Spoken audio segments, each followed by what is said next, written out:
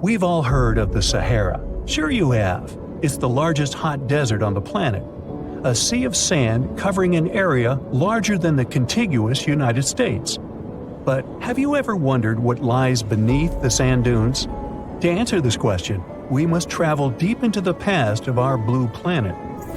Up until some 6,000 years ago, the Sahara was grassland. Humans were around at this time, not me, spreading agriculture around the planet. In the north of Africa, the color green dominated. Plenty of rainfall meant that there were lakes, rivers, pastures, and even forests. A completely different image of the Sahara from the barren landscape of today. But then, the climate started to shift. The region became parched, and the vegetation started disappearing. The wind did the rest. It took away the fine sediment after there were no plant roots to hold the ground together. Give it a couple thousands of years, and you get a familiar image of the Sahara. Sand and rocks stretching as far as the eye can see. But when it comes to volume, only a quarter of the Sahara is actually sand. The yellow sands of the Sahara are just one part of the story. The desert has many other features, such as gravel plains, salt flats, and plateaus. Makes you think if we understand the word desert correctly. For people who study such terrains, geologists, there is only one condition for defining a desert: precipitation. If an area gets little or no rain, then it's considered a desert. The Sahara certainly fits the bill. Its average annual rainfall is just 3 inches. Compare that to the nearly 45 inches a year in New York. When we look at precipitation, this sandy desert is only the third largest in the world. Number 1 and 2 are Antarctica and the Arctic. They are larger than the Sahara by millions of square miles. It sounds odd, but there is more than one type of desert.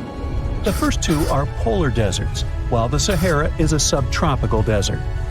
But the difference in air temperature are staggering. In Antarctica's interior, temperatures plummet to minus 76 degrees Fahrenheit. Compare that to the highest temperature on record in the Sahara of 136 degrees Fahrenheit. But this desert has a cool side. At night, the temperature is roughly the same as the average yearly temperature in Denmark. This hot and cold roller coaster makes it hard to choose the right outfit when venturing into the Sahara. And what about the sand? How deep is it actually? The depth varies between 70 and 140 feet. That's not too deep. If you put the Statue of Liberty in a tall dune, half of it would still stick out of the sand. Its vast amounts in the Sahara were created by aeolian processes. That's Greek for wind. Over time, it blows and shapes the surface of the earth. In dry areas with sparse vegetation, winds erode the ground much faster. That's what happened in North Africa. Under all that sand is the bedrock and cracked clay. If you started digging, you would find the same everywhere on the planet, with one important difference. There is some type of soil covering the bedrock. This is not the case in the Sahara. Because of the arid climate and a lack of vegetation, sand covers the ground below. Over the course of thousands of years, a lot of interesting finds ended up in the desert sand. For example, there are petrified tree trunks. These are essentially preserved prehistoric trees. They date back to the time when the region was lush green. In some places, the trees of this fossilized forest are at least 65 feet tall. The wood is so well preserved that you can still see the texture and knots. There are even fossilized pine cones. In 1992, scientists found glass fragments in eastern Sahara. These canary yellow glass shards were scattered across hundreds of miles.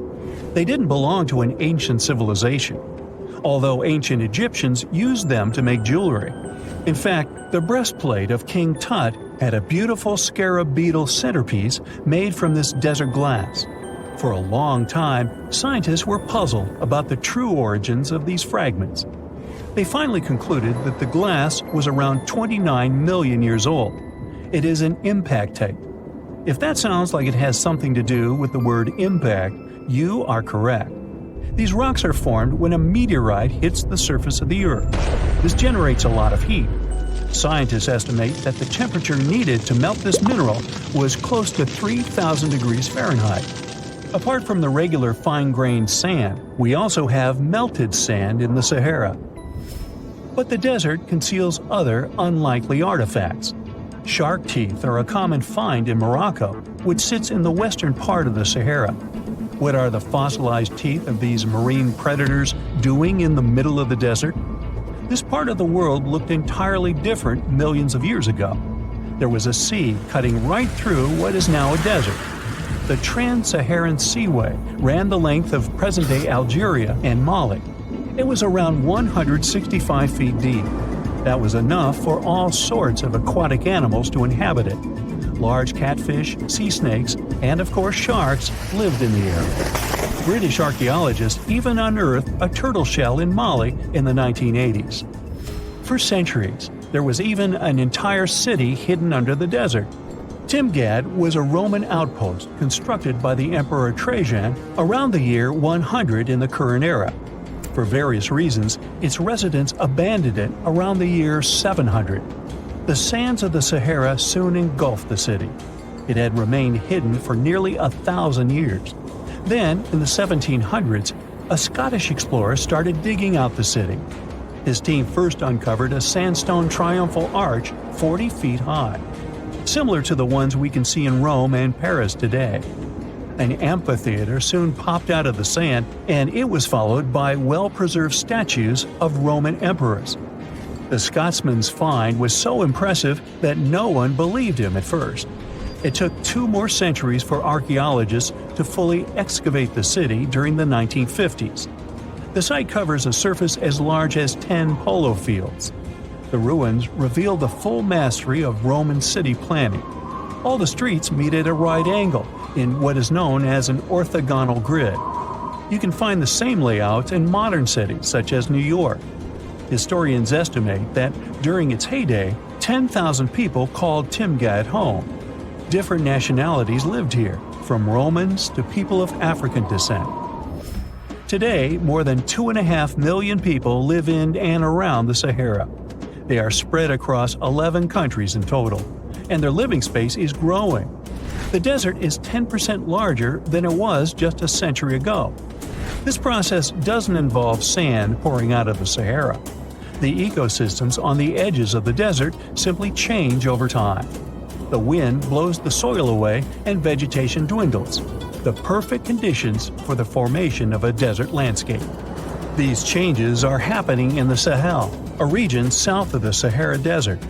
That's why the African countries have recently come together for a project called the Great Green Wall.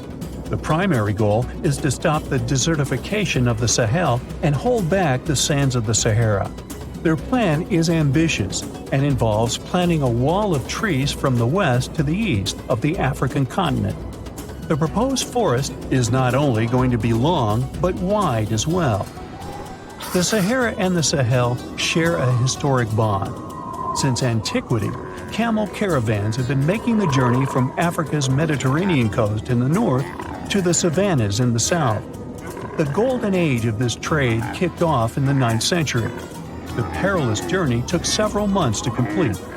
The route was 2.5 times longer than the length of the Grand Canyon. Explorers still find evidence of these ancient caravans hidden away under the sands of the Sahara. The legend goes that a dwarf named Fafnir was famous for his strength and courage. Because of his qualities, he was tasked with protecting their kingdom. Dwarves were known to gather a lot of wealth, so a bit of added security was a must. I mean, they lived in a house made from gold and precious gems. But Fafnir also had another special talent. He was able to shapeshift. Tricked by Loki, the Norse spirit of mischief, Fafnir was taken over by his greed and the shine of his father's treasure. He decided he did not want to share any of it, not even with his father or his brothers. He stole it and ran away all by himself to a place he'd be hard to find, the middle of the desert. To protect his wealth, Fafnir transformed into a huge dragon. His new appearance looked like a huge snake, powerful and scary. His magical powers did not end there though. Because the dragon couldn't fly, he also spread poison all around his new home, so no one had a chance to survive if they wanted to take his gold away. Fafnir was soon defeated by a young hero named Sigurd. The Legend of Fafnir tries to explain why family is more important than greed. It also shows the many magical powers dragons possess. But the most interesting part is that it's quite a good example of how dragons came to be in our tales. But hey, this is just one of the many stories mentioning dragons. Just switch on your TV or peek into any bookstore, and you'll surely stumble upon dragons somewhere. Variations of dragon-like creatures have been described in stories from all over the world, from Asia to Northern Europe. Most of these creatures are depicted with reptile-like bodies, wings, and claws. And the scariest trait of them all, they can breathe fire out of their mouths. The name of these creatures comes from the Latin word draconum, which translates to huge serpent. But let's take a trip down memory lane to see how it all started. An Asian historian, for example, discovered some fossils back in the 4th century BCE and decided that he'd stumbled upon dragons. It's easy to understand why he got so confused if you look at a fossilized stegosaurus. It was 30 feet long, 14 feet tall, and covered in armored plates and spikes. The Nile crocodile might have gotten mistaken for a dragon too. It still exists today and lives in sub-Saharan Africa. But it may have been more popular in ancient times. When reaching maturity, Nile crocodiles can grow up to 18 feet long. But that's not all. It can even walk with its body off the ground, and some were even pictured standing on their 2 back legs. Goannas are dragon-like lizards that live in Australia. Large as they are, they also have razor-sharp teeth and claws, and are also known to even produce venom. It's easy to see why goannas may be the source for the Australian version of dragons. When humans first discovered whale bones back in the day, we had no idea these animals lived in the sea. Given their size, we surely must have thought they were dangerous. And because we rarely see whales, if we don't go underwater of course, they were poorly understood and easily mistaken for dragons too. Probably the most interesting source of dragon mythology is actually the human brain. In a book called An Instinct for Dragons, there was a theory which claimed that dragons existed in almost all ancient cultures because we had evolved to fear large predators to survive. We aren't the only mammals to do this. Monkeys have an innate fear of snakes and large cats too, for example. When you combine these natural traits with folklore, you get a lot of dragon stories everywhere, adapted to each region. Reptilian beasts with magical powers date back as far as the origins of human civilization itself. I'm talking about ancient Mesopotamia. Humans back then used to believe in all sorts of creatures, but their head spirit was Marduk, the patron of the city of Babylon. If you look at the artwork from back then, Marduk was depicted with a snake-like dragon at his side. It could be either nice or vengeful, depending on what mood it was in. If you want to sign up to become a dragon, the first thing they'll ask you at the interview will be if you can breathe fire, of course. So scientists have tried to look into some ways that could make it real for dragons to breathe out fire without damaging their throats. To do that, they examined the bombardier beetle. This eccentric insect can pack up some really hot substances in its belly. Once the creature gets bothered by something, it shoots out a fiery load of chemicals. In all fairness, it's not really fire, but it does burn, so it's close enough. Going back to dragons, they'd need to have similar glands in their throats to produce the same effect. But where do dragons come from? They didn't just appear out of nowhere, regardless of the source you consult. Some tales, like that of Fafnir, say that even humans can turn into dragons. But the most popular theory is that dragons start out as eggs.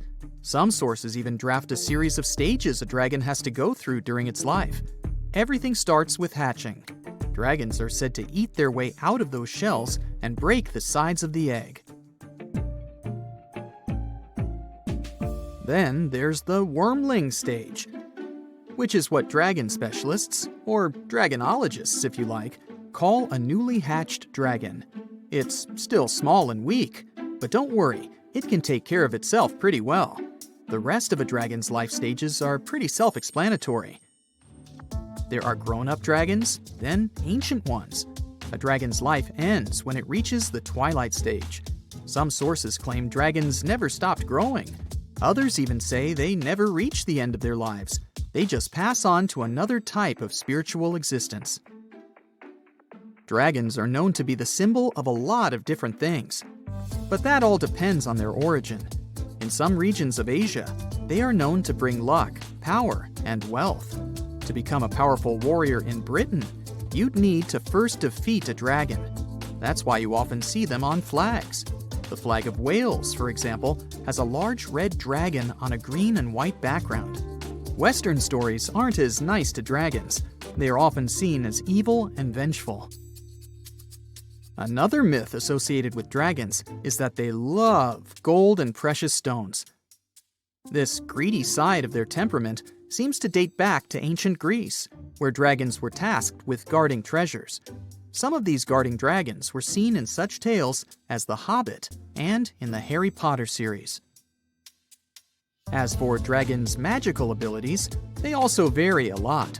Some were said to have blood with supernatural properties. Some were rumored to be able to speak. Others were famous for their wisdom. A lot of dragons in ancient literature could fly or shapeshift, even into humans. Some real-life creatures got their names thanks to bearing a resemblance to dragons, like the dragonfly that has more than 5,000 subspecies we know about. It got its name from folklore tales, as Europeans in the Middle Ages saw it as an evil insect. Dragonflies were accused of some really nasty things, like biting people's eyes and mouths. But the creature that resembles mythical dragons most is a reptile called the flying dragon. They're seen in wooded areas of Southeast Asia. They don't really have wings per se, but parts of their ribs are elongated to support some extra skin that allows them to leap through the air between trees. Those wings are also brightly colored and contrast with their brown bodies. Mirror check. You've got your beige parka on, your chisel is packed, and your overnight plane ride to Saudi Arabia is booked. You know what this means, right? Unfortunately, you weren't cast in the remake of Dune. It just means that you're ready to go explore the world's largest desert areas in the hopes of uncovering prehistoric secrets about our ancestors. Let's get one thing straight. If you ever thought that deserts were empty spaces, think again. They might be filled with sand as far as the eye can see, but they also hold a lot of history, you know, because before humans settled down in cities and towns, we were nomadic people, and we traveled all around the globe looking for food, water, and shelter. So we had to come up with some interesting stuff to survive. Like this thing that was found in the desert of Saudi Arabia. Do you have any idea what this could have been? Over many years, scientists have discussed the origins and use of huge structures such as these ones. It seems our Neolithic ancestors were way smarter than we gave them credit for. They didn't spend all their hours around the fire carving weapons out of stone. No, they were also practicing their architectural skills. These huge stone structures are called desert kites, because if you look at them from a distance, well, they sort of look like kites. Archaeologists have arrived at the consensus that these kites were used to lure animals in. This way, it would make it easier for our ancestors to guarantee their week's food. But that's not all.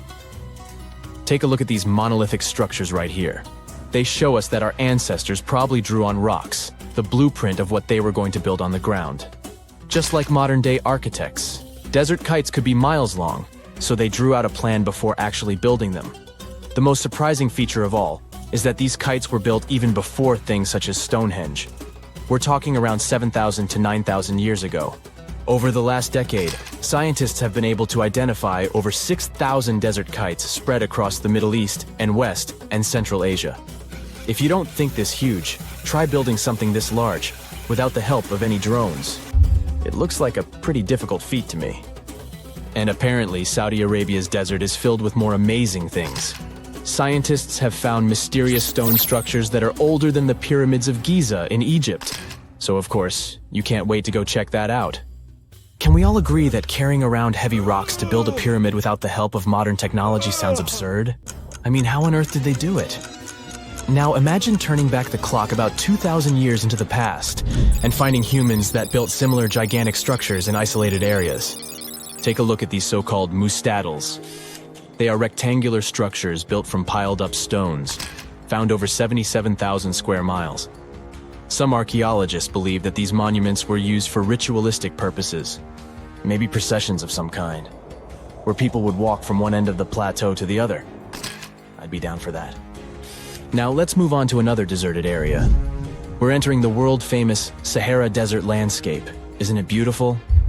Here, you're about to unravel an ancient mystery, something that took years for researchers to solve. Fun fact, the Sahara Desert is the world's largest hot desert. It spans over 3 million square miles, which would be like putting 1,000 times the country of Hawaii next to each other. We say it's the largest hot desert because the world's largest desert area is Antarctica.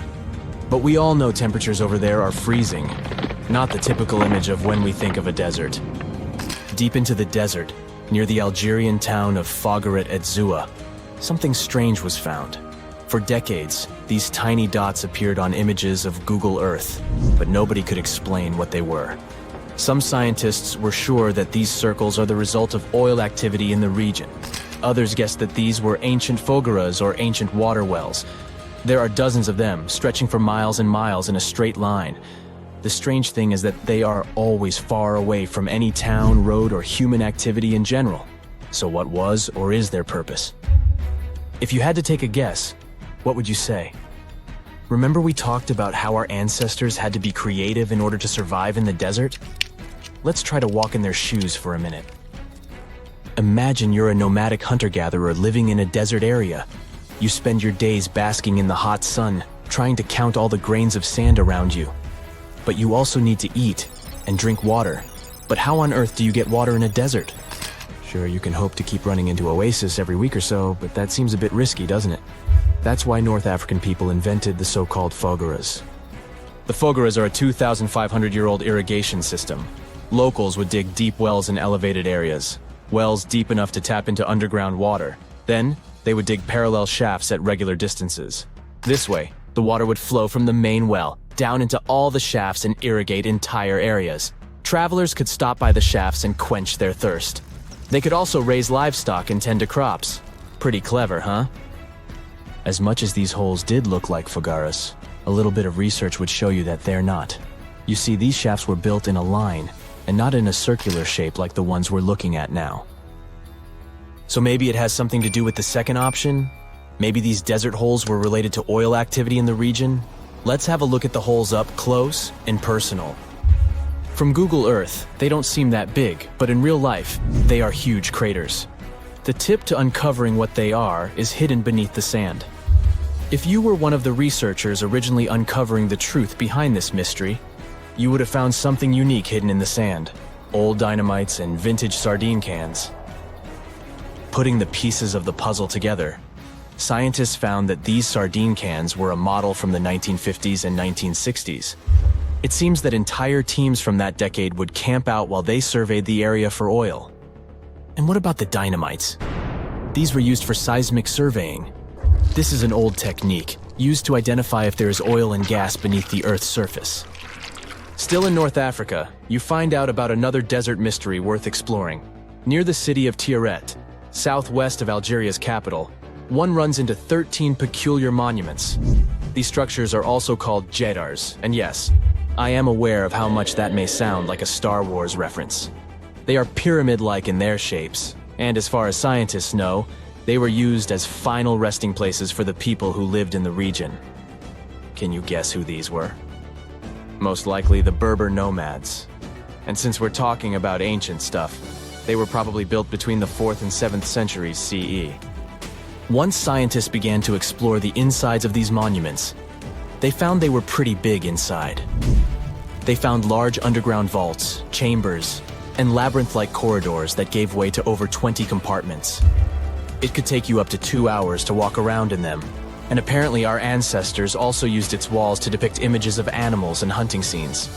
There's no definite proof of what these Jedars were used for, though. This is so neat, huh? I'm sure that our world's desert is filled with many more mysterious things for us to unravel. I guess I'll see you next time so that we can continue our explorations. Researchers have been waiting for this find for a long time. They came in all shapes and sizes. It would have been hard to distinguish them from dinosaurs.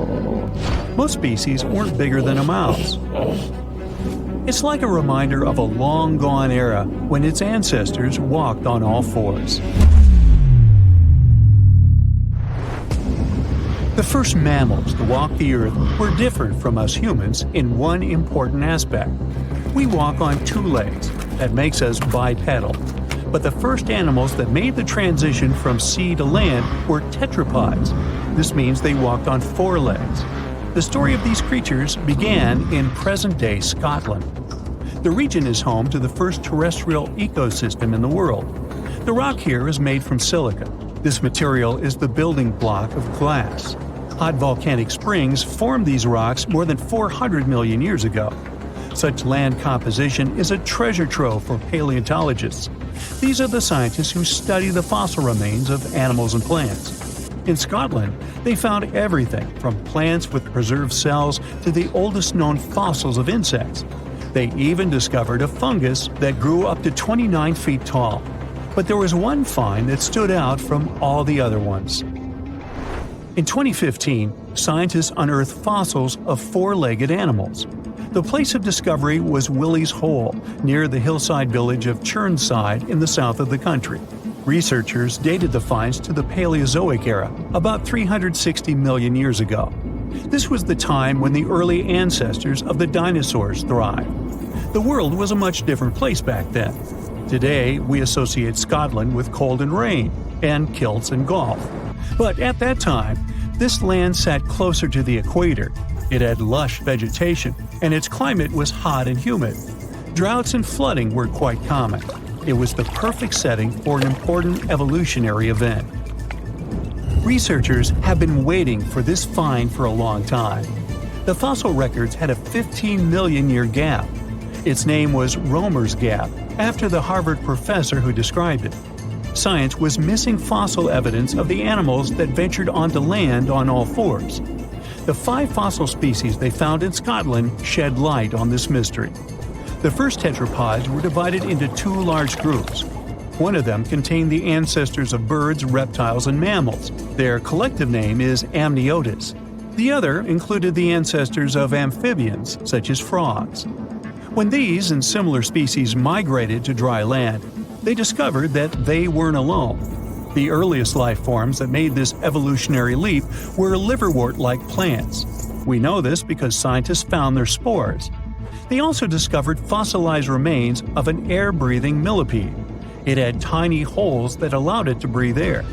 This puts it among the first oxygen-breathing animals on the planet. And this species of millipedes is the first land dweller in the animal kingdom. Today, the largest of such creatures is the African elephant. Scientists believe that one of the first four-legged creatures to make it onto land was an amphibian ancestor. Its name was Ichthyostega. The first part of the animal's name translates from ancient Greek as fish. This reveals a lot about the way the creature moved. It dragged itself on the ground using only its front limbs that resembled fins. This is the way that mudskipper fish move on land today.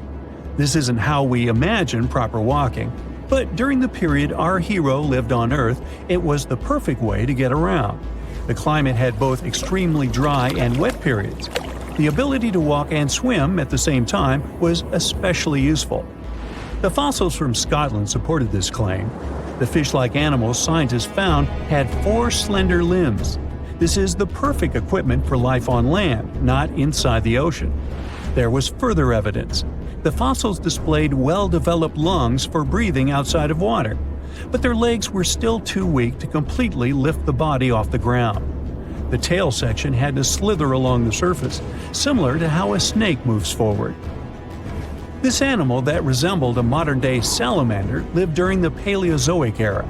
This was the time when four-legged creatures developed a standard number of digits at the end of their hands and feet, 5 on each. We know them today as fingers.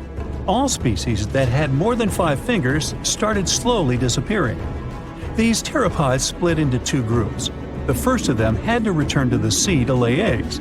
This group would later give rise to amphibians.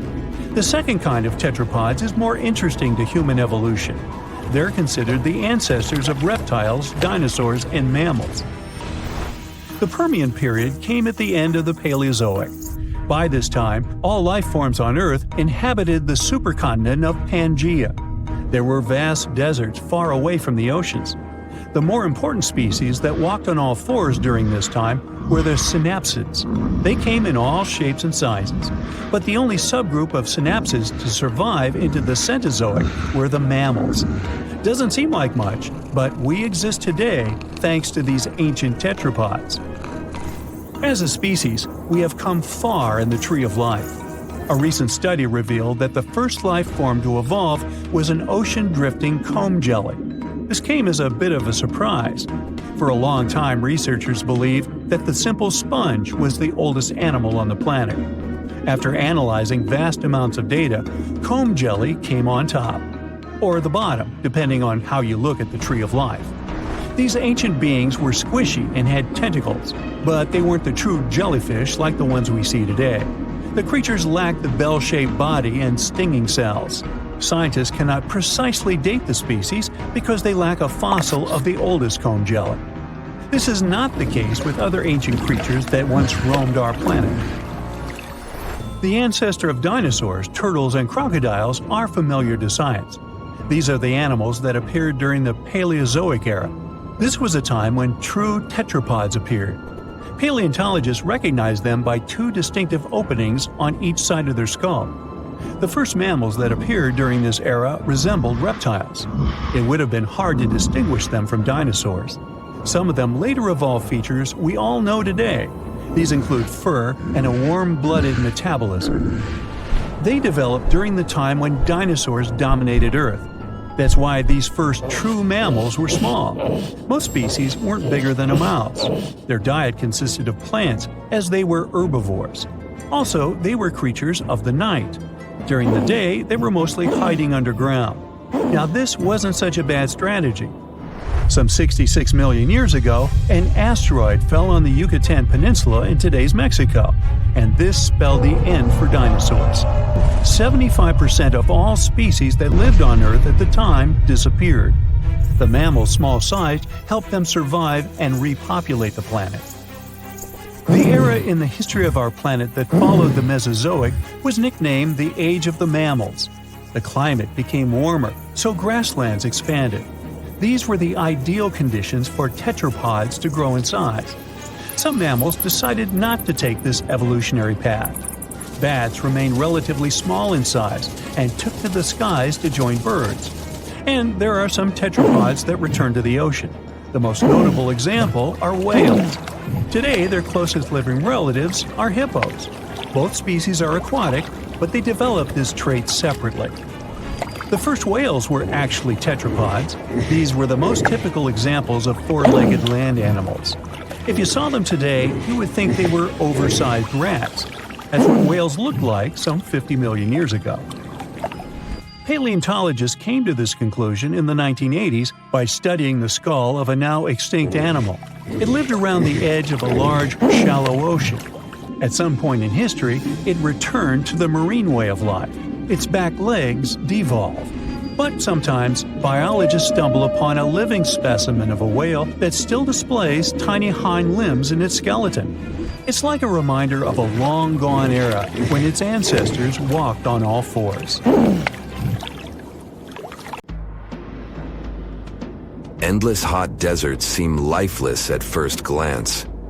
But among these sands, you can meet dangerous and sometimes creepy creatures.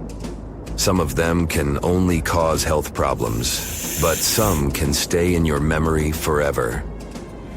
Let's get to know them, starting with dangerous ones and finishing with real nightmares.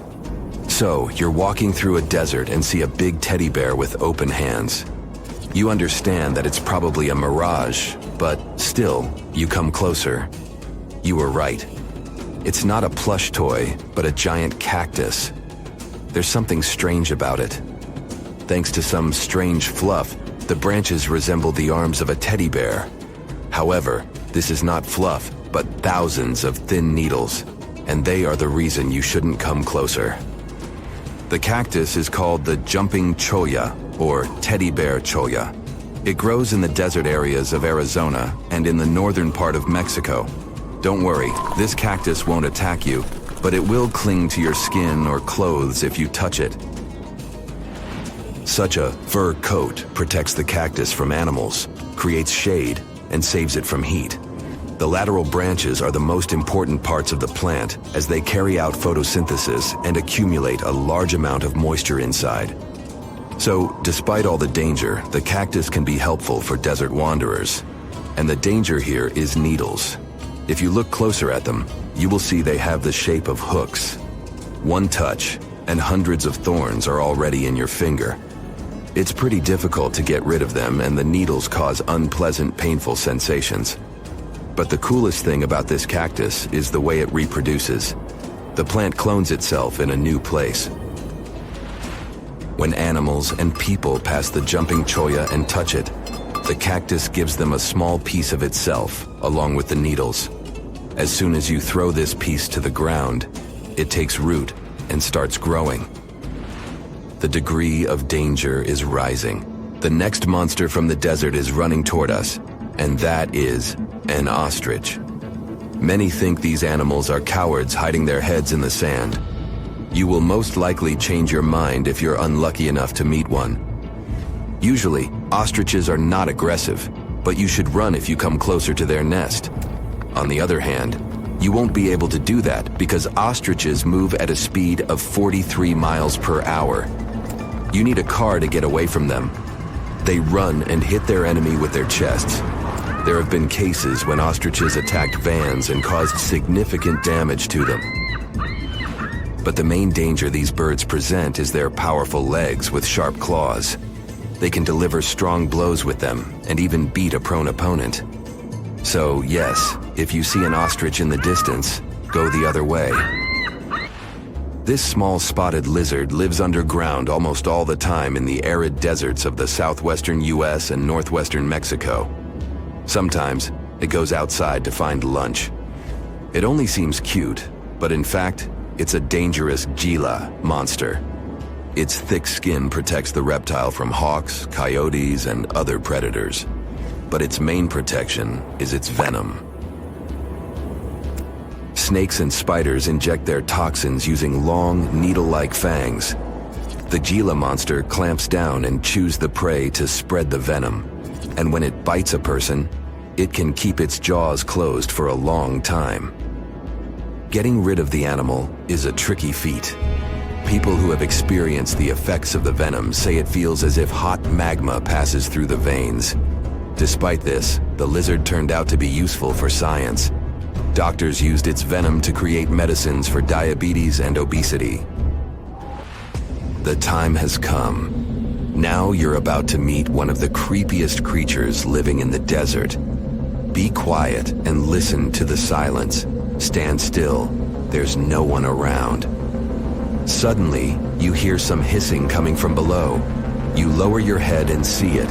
A big yellow spider the size of a human palm with strong jaws and long legs hides in the shadow of your body.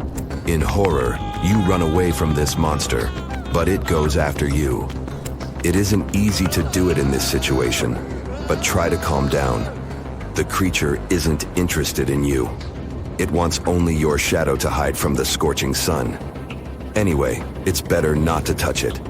The powerful jaws of the camel spider can cause unpleasant sensations, to put it mildly. And, by the way, this creature isn't really a spider. Yeah, it belongs to the class of arachnids, but it's a separate species, Sulpagid. It likes to bite. It's fearless and pretty aggressive. The spider preys on insects, lizards, rodents, and small birds. It can also move at a speed of 10 miles per hour. For their small size, This is very fast. You need to be a professional athlete to run away from it. Most often, you can find camel spiders in the deserts of the Middle East, but they also live in Mexico and the southwestern US. These runners are nocturnal and try to avoid the sun during the day, so they are always hunting your shadow. By the way, they got their name because they often hide in the shadows of camels. You won't hide from them during the day, but they will also want to come after you at night, especially if you make a fire. Solpugids always run to the light in the hope of eating something. Some species of these spiders make a hissing sound to scare their enemies away. Now, let's calm down for a second and leave the hot desert. We're going into the humid tropics of Tanzania. Under tree bark, fallen leaves, and in dark caves, you can meet one of the most terrifying creatures on Earth, a tailless whip scorpion. Imagine a big scorpion without a tail, with a flat body that looks like it has been pressed by something. It's similar to spiders, but has no venom glands and can't spin a web. This monster is silent and fast, but the scariest thing is its 2 front claws, twice as long as the creature itself. Any prey it catches will never escape. Life in a dark cave has spoiled its eyesight, so the whip scorpion tries to avoid sunlight. During molting, it climbs up to the ceiling and slowly comes out of its old skin. Imagine directing your flashlight there and seeing small cocoons out of which pale spiders with excessively long legs crawl. If you really meet it, be calm and slowly go away as far as possible. Be careful. The flat scorpion can crawl under your clothes in a second and bite you in the stomach. And that's not the worst part. Okay, this is a joke.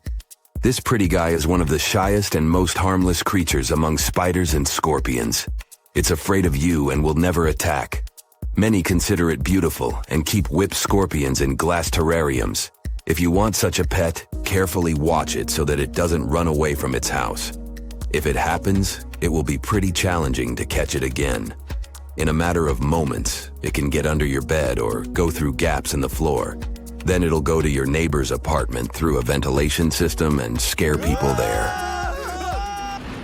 Okay, how about one more scorpion? It's not as creepy as the other creatures in this video, but it's the most venomous scorpion in the USA. This is the Arizona bark scorpion. The problem is that you can see it in the desert, in your home, or in the yard. These dangerous venomous beasts crawl into rooms and often sting people. One time is enough to cause pain, similar to a bee sting, but someone with an allergy may experience paralysis, breathing problems, and other health issues. Australia used to have its own giants. Those were huge animals that could have dwarfed anything living on this continent these days. Scientists found the remains of many of those ancient creatures in the Narracuta Caves in South Australia, 4 hours away from Adelaide. It's a lovely region, but it can be treacherous. Watch out for holes the ground is pocked with. Known as pitfall traps, many of them are no wider than a coffee table. They're deep and plunge into the darkest of caverns. One of such caverns is called Victoria Fossil Cave, and it's a treasury that's been hiding the bones of around 45,000 animals for centuries. Some of the oldest bones belong to creatures far more terrifying than any animal you can encounter today. Those were the ancient Australian MegaFauna, huge beasts that roamed the continent during the Pleistocene epoch. During those, there were giant snakes, huge flightless birds, wombat-like creatures the size of a rhinoceros, and many others. One of the largest examples of the Australian megafauna scientists have discovered so far is the Diprotodon. That giant herbivorous creature was 10 feet long and 6.5 feet tall, and weighed more than 6,000 pounds, about as much as a small Asian elephant. Even though this terrifying beast didn't eat meat, it could have smashed other animals with its sheer weight. Scientists have found the remains of hundreds of such creatures all over Australia, so it's safe to say that no other animal from that time or in that location was larger than this giant. Despite its creepy appearance, the Diprotodon was a relative to the modern-day wombat, and those are known to sometimes pounce humans. The Diprotodon had toes that pointed inward and were well suited for digging burrows. On the other hand, Diprotodon was a giant, and it was unlikely that it used to do so. It was likely a trait it had inherited from its smaller burrowing ancestors, or it could have used its claws to search for roots. This theory is supported by the fact that the animal's pouch was facing backward. It prevented any dirt from collecting inside while the creature was digging. Since this animal was so big, it didn't have to worry much about predators. Up until 60,000 years ago, when the first humans appeared on the continent, full-grown diprotodons only had to look out for creatures like the quincana. Measuring in at a whopping 20 feet long, the quincana was a land crocodile. It lived in Australia from around 20 million to 40,000 years ago. It disappeared along with most other mega creatures of the last ice age. It's thought to be the result of the first humans coming to the continent. Even though the quincana was extremely fast and dangerous, it was possible that this creature got outcompeted by human hunters who took all available prey. Unlike modern crocodiles that are mainly aquatic, that mighty beast was a land dweller. Scientists figured it out by studying the quincana's legs. They were able to support and carry the body clear off the ground. It means there was no escape for ancient people once the quincana spotted them. Modern crocodiles can only push themselves along on their bellies. Such an adaptation allowed the quincana to chase its prey for long periods of time, exhausting it in the process. Another creepy feature of this ancient monster was its teeth. Aquatic crocs have conical teeth. Those are great for gripping and holding on to prey underwater. But quincana had knife-like teeth, ideal for slicing soft-bodied animals like, mammals. Another Australian monster, Thylacoleo, wasn't all that large, but it didn't make it any less terrifying. It was still among the top predators and the biggest carnivorous animals in Australia. This creature was a true oddity of nature, even by prehistoric standards. First, its teeth resembled not those of a regular predator, but those of a rodent. Its front incisors were enlarged, taking the place of canines. Premolars were also shaped like blades. They were used for cutting flesh and bone. At first, scientists thought that Thylacoleo used those teeth to eat nuts and fruits. But later, a study showed that the use of such teeth was better suited on necks and spines. The jaws of this ancient creature were immensely powerful. A 220-pound Thylacoleo had a bite force similar to that of a present-day 550-pound lion. It means that the animal could easily bring down prey much larger than itself.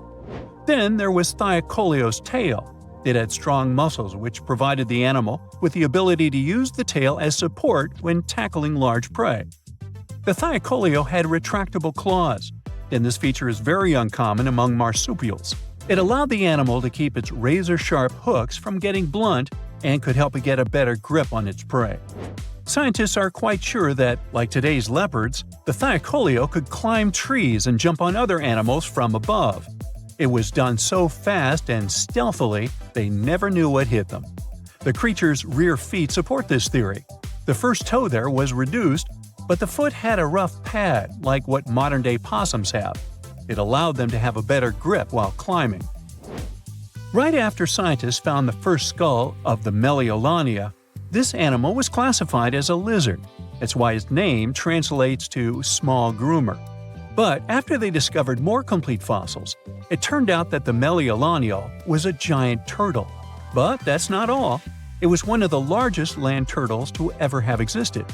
The main reason researchers initially believed the creature to be a lizard was the fact that its skull was adorned with a series of spikes. It's something the modern-day horned lizard can boast. But even after discovering the true nature of the Meliolania, scientists still don't know how to properly catalog it. It might have been a creature that folded its neck under its spine, or it could have folded it to the side. Beside those defensive mechanisms on its head, the Meliolania was also equipped with a spiked tail, which was probably used to prevent predators from attacking the animal from behind.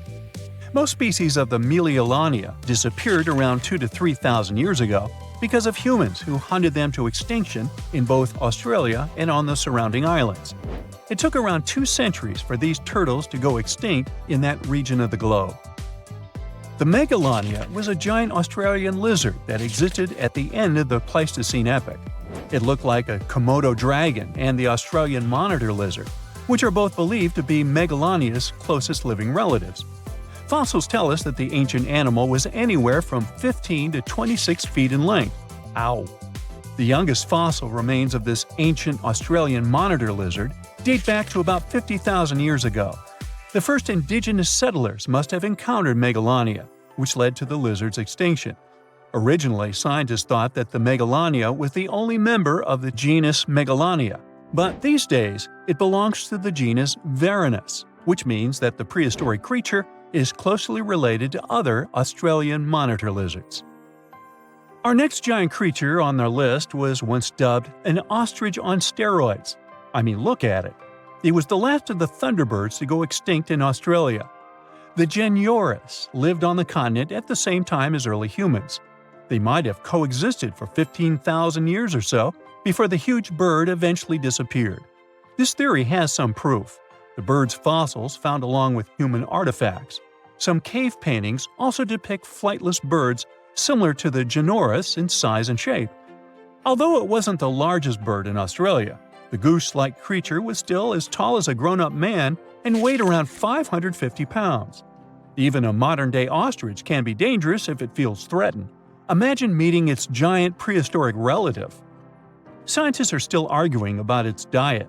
Many believe the creature was an herbivore, but there's still a chance that the Geniurus was a partial scavenger. Its small, stubby wings and powerful hoof-like legs hint that the bird could have been a plant eater. But its huge beak and exceptionally deep lower jaw evoke suspicion. Such features are highly unusual in birds. Wait, don't tell me that life on Earth has bubbled for about 3.5 billion years, and the biggest creature we got is the blue whale? I mean, not bad, but that doesn't sound nearly as fun as those cool giant creatures you get to see in movies. Yeah, you recognize the iconic roar here. It appeared on TV, in comic books, in video games, and in cinema. I mean, come on. It even got its own star on the Hollywood Walk of Fame on its 50th birthday. So, what would it take to get good old Godzilla from the TV screen to our streets? And we're talking about the beast that's really gigantic. In the original film from 1954, Godzilla was thought to be 164 feet tall. This was the perfect height for the monster to just peer over the biggest buildings in Tokyo at the time. But as further movies came, Godzilla became bigger and bigger. In theory, this would be the biggest animal that could exist and not end up crushed by the gravitational field of our planet. Even if we're talking about some tiny Godzilla of, let's say, 14,000 tons. To take the gravitational force of our planet and carry such weight, Godzilla must have some incredibly strong bones. And as an object gets bigger, its volume will actually increase faster than its surface area. Okay, wait, let's start small. So, cells are the building blocks of life, and they come in all shapes and sizes. But the thing is, cells have a problem when they try to grow too big. As they grow, their surface area, the outside, doesn't keep up with their volume, which means the inside. It's like having a big mouth but a tiny stomach. You can't digest all the food you want to eat. Why haven't I learned that already? Especially when I open my fridge for a midnight snack. So, if cells get too big, they can't get enough nutrients in and waste out fast enough. It would be like living in a very big house, but with just one tiny door to go in and out. Plus, that's not their only problem. Cells also need to be able to divide and replicate, and this task gets tricky as they get bigger. They need this thing called microtubules for that. It's sort of like a skeleton that gives them structure. But don't worry, evolution is a foxy little thing. There are some cells out there, like a specific type of invasive algae, that have found ways to break the rules and get really big. And they don't even need to divide to do that. This algae could pass as an aquatic fern that has fronds up to 31 inches long. But what you're looking at is just one big cell. It has multiple nuclei, though, which are like the control centers of cells. Plus, there are even some bacteria that are living in a symbiotic relationship with the organism. which means they help each other out when necessary. It's like having a bunch of different rooms inside one big house, with some roommates living there that help around from time to time. Then there's a monster alga known as the sailor's eyeball, which is like a giant ball of green slime. It can grow up to 2 inches in diameter, but is also considered to be just a single cell. My personal favorite would be this one. Again, we're talking about a single cell, but check out its stem and cap. It looks like a tiny little umbrella. It can grow up to 4 inches tall, which is definitely not bad for a single cell. Most cells are too small to see with the naked eye, but these fellas don't hesitate to break the rules. Now, when it comes to animals getting really big, there's a limit to their size. It's like trying to build a really tall tower. Eventually, it'll become too heavy and the base won't be able to support the weight anymore. Similarly, when an animal gets really big, its bones and muscles have to evolve to support all that weight, and it becomes more and more difficult to do so. In one of the movies, Godzilla was 390 feet tall. At that size, it would be really difficult for its heart to pump blood to its brain. And if it was a reptile, Godzilla would need to spend all of its time lying in the sun to stay warm. So we'd have to hide in the shadows, hoping some bigger animals that live in warm areas could keep it full. If Godzilla was a mammal, though, it would generate too much body heat and end up cooking itself. The biggest land animals we know of were sauropods, a type of dinosaur with a really long neck and tail. They could grow up to 131 feet long and weigh up to 70 tons, which could be as heavy as 10 elephants. Evolution was pretty efficient when it had to come up with its body plan. Sauropods ate plants. They had a smart way of eating that allowed them to stay in one spot and still find enough food. They could move their long necks around to reach plants, so they didn't have to walk around too much or waste too much energy. Yeah, my kind of folks. That's impressive, but let's get realistic. Not many giant animals are happy to eat salad for dinner. If you had a giant beast such as Godzilla, you can expect it to go after its prey. And that becomes too hard for its body to support all that weight and perform all the necessary activities. The largest meat-eating dinosaurs were still pretty big, but not as big as the sauropods. The biggest one we know of is a fella called Spinosaurus, which was about 50 feet long. It managed to survive by eating fish and some other creatures that lived in the water. It would be so cool to have Godzilla in real life, if you have some safe basement where it won't find you, of course. But it's not likely some animal could really get bigger than our beloved sauropod. At least, not without running into some serious physical limitations. And have you ever wondered how big a plant could get? It turns out some trees have already reached amazing heights, such as the General Sherman, the largest living tree on the planet. It's more than 275 feet tall and has nearly 53,000 cubic feet of wood. It's gigantic, but still a little bit smaller than the Lindsay Creek French tree, the biggest tree ever recorded. It was a coast redwood 390 feet tall and had a volume of more than 90,000 cubic feet, which is as big as some skyscrapers. But it ain't easy for plants to get big either. When they're tall, it's tricky for them to get water from the roots to the leaves. Redwoods have a couple of tricks up their sleeves, though. For example, they absorb moisture from fog through their leaves. Plus, they have a wide base that gives them more support. If we want to build taller buildings, we also need to think about the challenges plants face, like how to build a good base that will support the structure and transport water and nutrients. If we're not just looking for height, we can take a peek at other massive organisms on our home planet, such as Pando. This is a male aspen forest in Utah that covers 107 acres and is basically one giant organism. It weighs almost 6,000 tons and is one of the biggest organisms on Earth. Perfect salad bowl for Godzilla. I mean, plants aren't the only organisms that can grow to massive sizes. There are fungi, like the honey mushroom that can grow into a network of tiny threads called hyphae. They tend to spread out over big areas, and it's like a pretty big underground web, connecting everything together. One specimen in Michigan covers 90 acres and weighs about 400 tons. Now that's a lot of mushrooms. You plan to spend your summer vacation in Africa. The final destination is the Sahara Desert. It's located in northern Africa, stretching from the Atlantic Ocean to the Red Sea. You're excited to ride camels and learn about the region's rich cultures. You hop on an extensively long flight, and finally, you are here.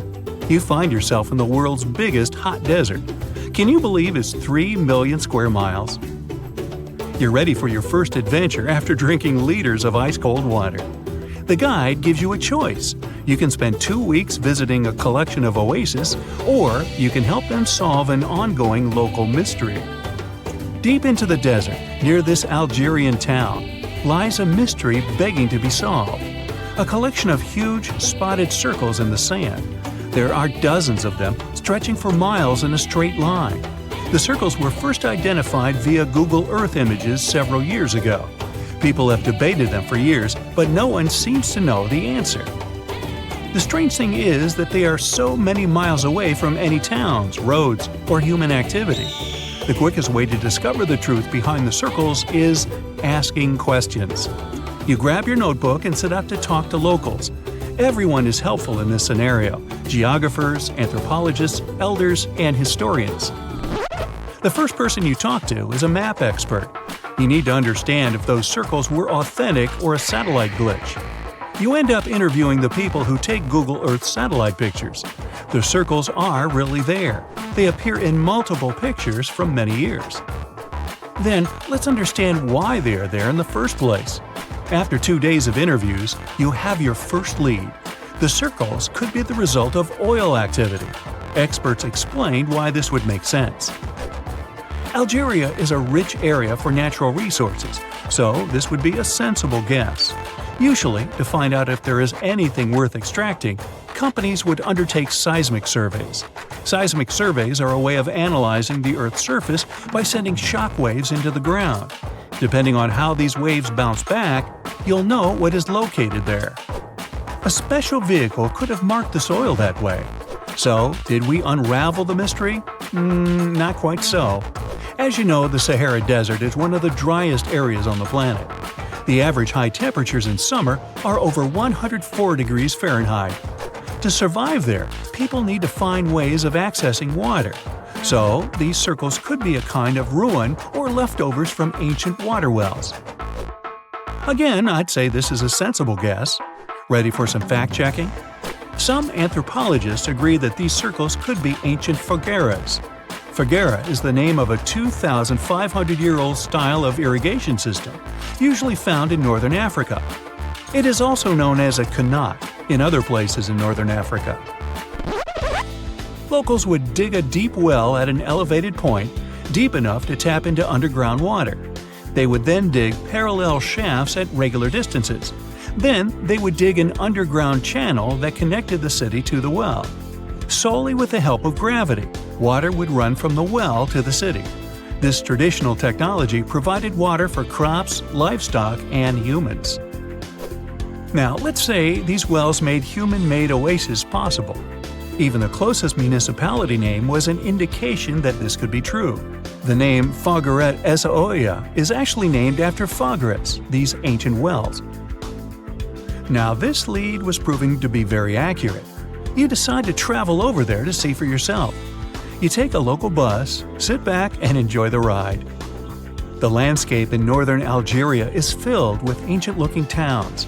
You even see ruins of wells along the way, on the outskirts of smaller cities.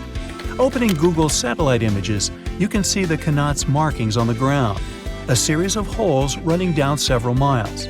But as soon as you arrive, you find out you were wrong. Dale Lightfoot, one of the world's leading experts on qanats, said that the circles were definitely not qanats. Even the satellite images confirm this difference. Uh-oh, we were so close. Apparently, qanats or fogueras would not run down a straight line. They wouldn't be shaped like circles. Another clue that this wasn't the case was that there were no towns at the end. The circles were really far away from any human activity, and qanats were explicitly built to provide water for human settlements. Well, it sure was a good try. You almost gave up on this mystery when you decided to take one more field trip. It was days of preparation, pick up cars, food, equipment, all so that the mystery of the Sahara Circles could be unraveled. On the first day, you drove over 99 miles into the desert. You were always curious to see what this part of the world looked like. Over there, you see nothing but mustard yellow dunes. The night sky is pretty decent though. You can see the entire Milky Way with your own eyes. You set up camp and sleep under a canopy of stars. The next day, tension grows. There's no cell reception. Oh dear. But thankfully, you added the coordinates of the circles to your Google map. And surprise, the offline mode works out there. You follow the coordinates, but it leads you astray. You start to get nervous, thinking this was all in vain. But you and the team get into the car and drive a few more miles past the coordinates on your phone. After a very bumpy ride, you can't believe your eyes. There it is, an enormous crater dug on the sand, surrounded by 12 smaller holes. From up high, it looks like a clock, without the pointers, of course. On the ground, they're very faint. So faint, you almost missed them. Searching the area, you notice all the holes had something similar: metal wires, thin wires that you can pull from the ground. They're buried deep, so you start digging. An object starts to reveal itself. Uh-oh, it looks like old dynamite. This certainly surprises you. Better stop digging to avoid any accidents. At the end of the survey, you feel satisfied, but still curious. What could all this dynamite mean? And who put it there? What comes next is the turning point of your adventure. Walking back to the car, you see something shining on the ground. You approach the item with curiosity. It's round and rusty and looks like a sardine can. What's that doing here? Could this give you more clues about the circle's mystery? Just in case, you pick it up and put it in the car. Back in the city, the puzzle pieces start to reveal the story behind the Sahara Circles. You bring photos and the sardine can and show them to local experts. They analyze your material and give you an intriguing verdict. As it turns out, guess number 1 was the closest one to the truth. So, what happened to the first guess? Why do we need to keep digging deeper? Well, because it was only half right. The Sahara Circles are not a historical footprint of seismic surveying. Back when the circles were made, this technology didn't even exist. But they sure are related to oil exploration. The dynamite-filled holes were an old method for oil searching. The circles are the leftovers of surveyors looking for resources underground. And the sardine cans? Well, they were left by the workers who held explosion works. You gotta eat, right? According to the model of the can, this happened more or less around the 1950s and 1960s. So these circles aren't even that ancient. More like modern ones, if you ask me. Well. Hope you are glad you tagged along and helped unravel this mystery. See you in the next mystery-solving adventure. You decided to go scuba diving for the first time. The water is clear and the sun is shining on the seabed. You take a few selfies and the fish swimming by when suddenly, the ocean goes pitch black. You look up and, oh my, what is that gigantic animal? It's definitely not a shark, not a whale. Is it a turtle? Yup, but fear not, it's not gonna hurt you. If you had lived on this same Earth about 72 million years ago, then maybe this could have really happened to you. Scientists have recently found the fossils of a gigantic marine turtle that could have grown as big as 12 feet. If you don't have any idea of how big that is, let's see some examples. That's the average length of a hippopotamus, 6 golden retrievers, or 2 Michael Jordans stacked on top of each other. The turtle's scientific name is an homage to that old-school sea monster called Leviathan. Maybe you remember this from old-school history lessons. The Leviathan is supposedly a mythical creature that would swallow entire ships or people that were deemed too greedy by the creature. Can you imagine being swallowed by this humongous sea turtle? No, thank you. The fossils of this gigantic creature began to be excavated between 2016 and 2021, all the way in northeastern Spain. The first fossil was located by a hiker in the Spanish Pyrenees, and it was around 8 inches long. The pelvis of this turtle alone measured around 35 inches. It would definitely be one of the biggest turtles today if it hadn't gone extinct. FYI, the largest living sea turtles today can reach up to 6 feet in length, which is already pretty big. Now, how about a gigantic prehistoric scorpion? I bet most people here are not huge fans of these creatures, especially since they're poisonous, which is why the thought of a 9-foot-long aquatic scorpion might be the stuff of nightmares. Let's just say that if they hadn't gone extinct some 400 million years ago, lakes and rivers would be much more dangerous places for humans today.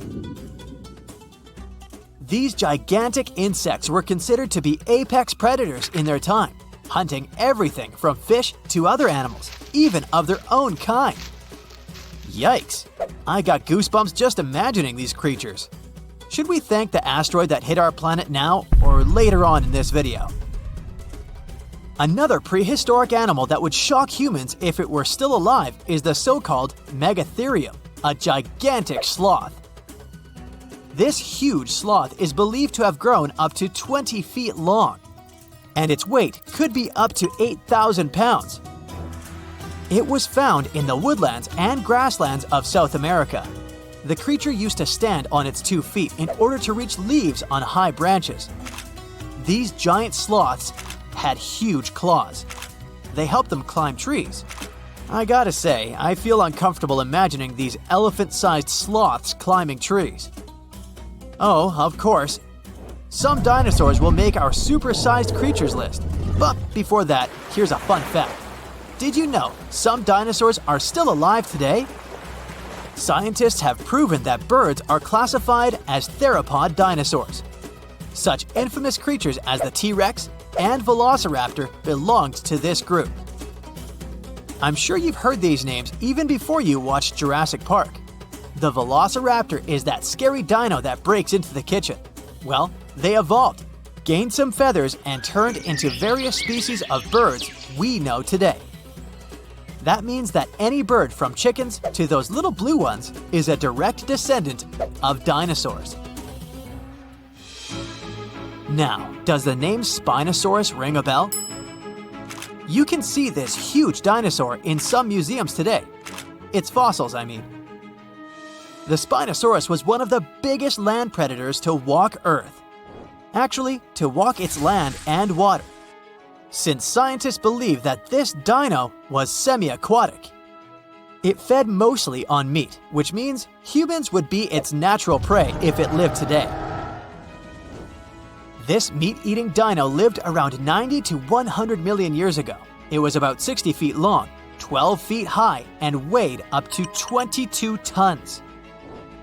Its head was around the size of 8 bowling balls and was shaped like a crocodile's face. Basically, the Spinosaurus was a big African elephant with the face of a crocodile. Just kidding. But that would look funny though, wouldn't it? A much more attractive dino was this guy. It's considered to be the largest dinosaur that has ever lived on our planet. What made it so big was its extremely long neck and very long tail. You wouldn't want to stand behind this creature, believe me. If it decided to swish its tail, you'd get catapulted very far away. This creature lived around 100 million years ago, and its fossils were first found in Argentina around 2012. The dino measured 120 feet from head to tail, which made it almost as big as an American football field in width. And have I mentioned it weighed almost as much as a space shuttle? A staggering 75 tons. If it had been a carnivore, it would have probably been the greatest predator. But this big guy was a peaceful herbivore that had such a long neck that it could eat leaves from high trees. Cute, right? We must also talk about the Shastasaurus. As the name suggests, this animal is popularly known as the Mount Shasta lizard.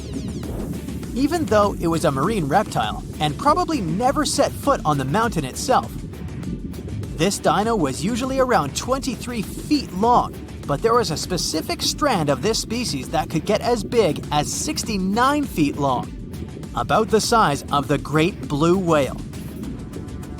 This made it the biggest marine reptile to have ever lived. A fun fact about the Shastasaurus is that scientists believe it didn't even have teeth, which means it could only feed on soft-bodied prey, such as squid, for example. The next animal on our list is the blue whale. Believe it or not, the biggest living animal on Earth actually started small. These days, the average mature blue whale can reach up to 100 feet in length and weigh up to 200 tons. That's more or less the weight of 40 elephants put together, or 30 Tyrannosaurus rexes, or 2,670 average-sized people. Blue whales have to eat up to 50 million calories per day to support that body. That's the equivalent of 30,000 Big Macs, just FYI. But blue whales weren't always this big. They actually evolved from a four-legged mammal that lived on Earth around 48 million years ago. Their ancestor was called Pakicetus, and it was only 6 feet long. Here's a fun fact. To be able to live in the water as one does today, the blue whale had to go through some intense adaptations. A blue whale can replace up to 80 to 90% of oxygen in its lungs each time it takes a breath. A human replaces only up to 15% for comparison. It allows these animals to dive for up to 1 hour at a time, down to a staggering depth of 330 feet. Elephants were bound to make the list. Elephants are currently the largest land animals on Earth. They can grow to be about 13 feet tall and weigh up to 7 tons. That's pretty small if we compare it to the other animals that once lived on Earth, right? But if we placed a 6-foot-tall human next to an elephant, we'll see it's not at all that small. African elephants are bigger than their close relatives, Asian elephants, and they have a similar lifespan to humans, up to 70 years. Pokemon might have made us collectively wish that salamanders were real-life dragons, although they're not. They can still be pretty cool, though. There's a giant species of salamander that is known to be the largest living amphibian. They can grow to be as long as a regular-sized human, reaching up to 6 feet. I bet that wouldn't be a pleasant underwater encounter. AI can drive a car, design trendy clothes, give you emotional support, and it looks like it can also help us find answers to centuries-long mysteries. Researchers from Yamagata University Institute of Nazca and IBM Japan used a deep learning AI model to find new Nazca lines. Those are distinct white lines on a rusty red background that you can see from a plane while flying over the deserts of southern Peru. Scientists have tried to decipher the meaning of the Nazca lines ever since they were first discovered in the 1920s. There are straight lines, rectangles, triangles, and swirls. There are also some giant drawings. You can see a monkey, a whale, a condor, a hummingbird. The 4 recently discovered geoglyphs, which is the scientific word for those drawings, show a humanoid-like figure holding a club, a fish, a bird, and a pair of legs. What is the hidden symbolism of all that? And why did the Nazca people decide to draw a humanoid in the desert? And did they even know who humanoids were? Let's dig into history to find some answers. The representatives of the ancient Nazca culture created their famous lines more than 2,000 years ago. The geoglyphs have stood the test of time thanks to a dry climate and strong winds in the desert. Scientists found that to form the lines, the Nazca people scraped off the top layer of pebbles, revealing the contrasting soil beneath. The soil's color varies from reddish-brown to yellowish-gray. It makes it look like the lines are constantly changing appearance. It looks like the creators first made small-scale models and then enlarged them to create the full-scale designs we see today. In total, there are more than 800 straight lines, around 300 geometric figures, and 70 animals and plant designs. You can find the first mention of the lines in the 16th century Chronicle of Peru, where they were first described as trail markers in the desert. Since you can't really study the lines and their symbolism from the ground, those geoglyphs only became world famous only in the 1930s. It was the start of the era of commercial planes, so more and more people could witness the lines from their window seats and spread the word. During his research a decade later, Professor Paul Kosuk noticed that one of the lines aligned with the setting sun on the day after the winter solstice, which is the shortest day of the year. He supposed that the lines had some astronomical significance. German researcher Maria Reiche, who got the nickname the Lady of the Lines, supported the theory that the geoglyphs served as a calendar and some sort of astronomical purposes. She spent 40 years studying the lines and literally swept them inch by inch. She also moved into a small house close to the lines to protect them from unwanted visitors. And that's how the Nazca Lines mystery was solved. Just kidding. In the 1970s, American researchers began to question astronomical theory. In a region like Nazca, one of the driest places on Earth with only around 20 minutes of rain per year, water is a real treasure. So the straight lines and trapezoids could have something to do with it. They could have been an ancient version of Google Maps, pointing at locations for rituals that the local people organized to get some water and help their crops grow. The images of animals in the Andes region are also related to water. Spiders are thought to be a sign of rain. Hummingbirds symbolize fertility, and monkeys living in the Amazon mean an abundance of water. That could explain the choice of symbols in the desert, but there's no strong proof to support this theory. So the work on explaining the meaning of those mysterious geoglyphs is going on. In the 21st century, the Nazca Lines have become the research ground for archaeologists from Yamagata University. Masato Sakai, a professor of archaeology, together with others on the team, are using high-resolution aerial photography and drones to discover and catalog the lines. They found images of humans, camelids, birds, orca whales, cats, and snakes, most likely created between 100 before current era and 300 current era. Some of the images are around 10 to 20 feet long, and that's why they were pretty tricky to notice.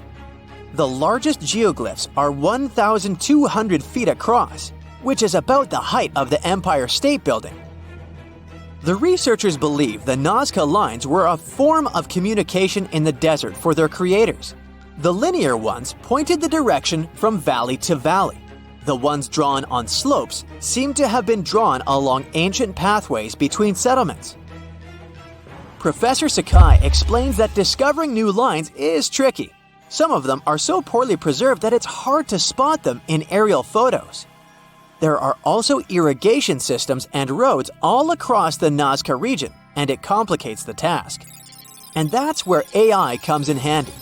The team showed it pictures of previously explored Nazca Lines so it could learn what to look for. Then, AI went through tons of footage taken from planes and satellites and also laser data from previous surveys to identify the lines scientists hadn't found before. The system works 21 times faster than humans, and it made some curious discoveries. Scientists then traveled to the locations it chose to verify the findings.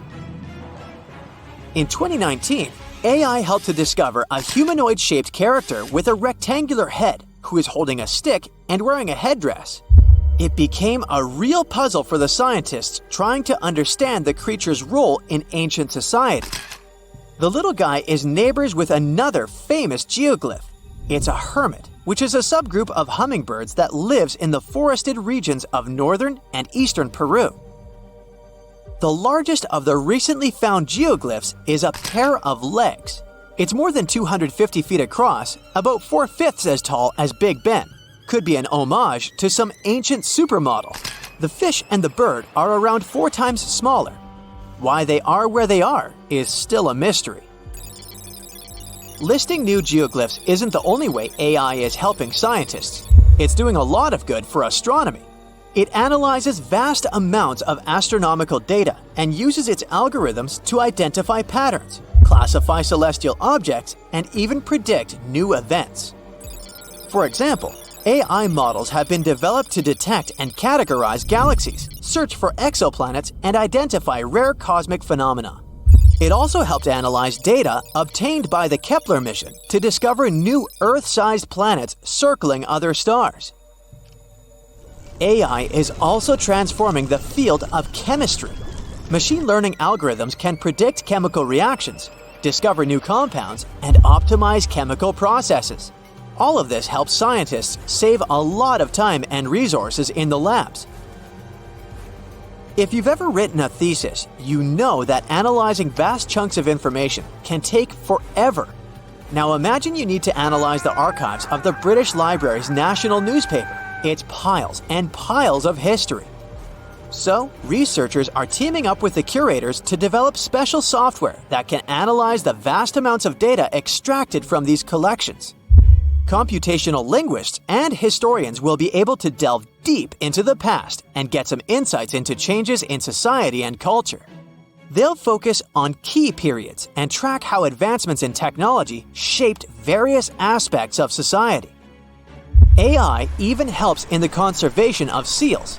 It's really expensive and challenging to monitor certain species of those cutie pies living in the sea ice zone.